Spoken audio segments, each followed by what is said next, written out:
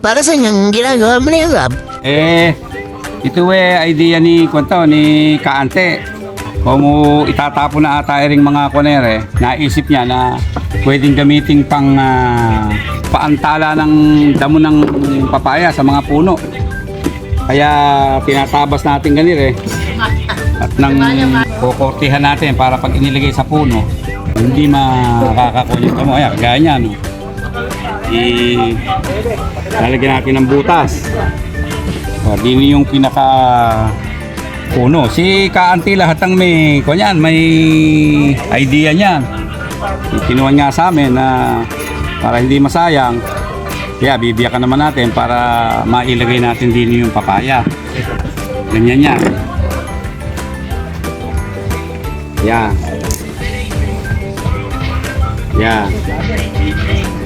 Yan. Dini idadaan yung papaya.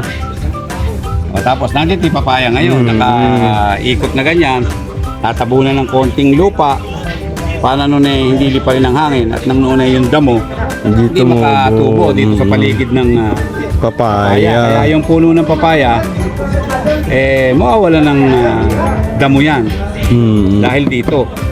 Idea ni Kaante, titingnan natin kung magiging successful, pero palagay ko naman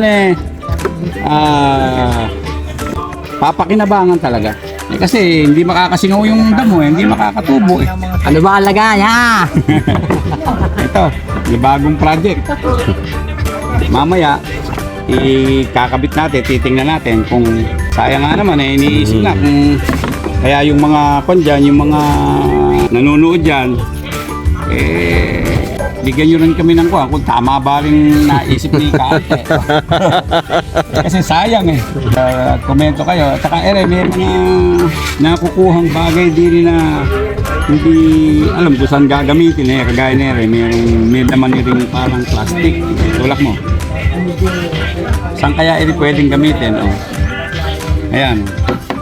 Solid na plastic Ayan, isipan nyo kung saan pwedeng gamitin yan. At marami yan kasi maraming tinatanggal din sa bawat maraming tinatanggal. Ayan. Solid nga solid. Oo. Ere pa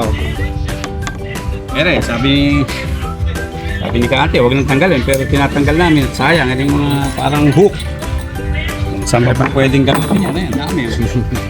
Kaya yung may mga idea na paggagamitan yan, ito lang yan. Yung mga nasa tabi-tabi dyan na nakakapanood. Ayan, kung saan po pwedeng gamitin yun Yung mga strap. Yung mga strap na ganito. Yung mga strap. May mahahaba. May mahahaba niyan Pakita mo rin sa ilalim. Ayun, mga strap. Ayun. May mga pandikit na rin, Oo. Ayan. Ayun. Para nagdi-describe ng produkto, Yung mga malalapit yan sa tumana ni Kaante, mag-comment lang kayo kung saan pwedeng gamitin yan at nandito lang yan. Hindi naman itatapon yan at naisip nga namin na makapakinabangan. Unang-una, bakal yan At yung saplang, papakinabangan yan.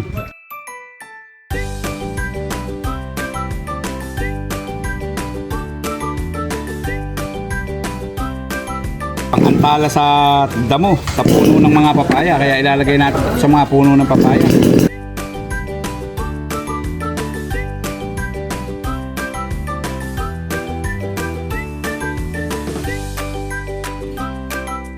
There's si Opie, ibisita tayo.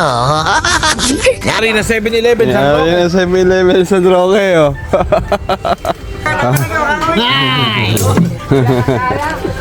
So, Jenny, ano ba ginagawa mo, ha? Tinatambakan ni Kaante ng buka ring net para hindi rin tubuan ng damo. Ayan, discard din ni Kaante yan. Shout out dyan sa mga taga Saroque.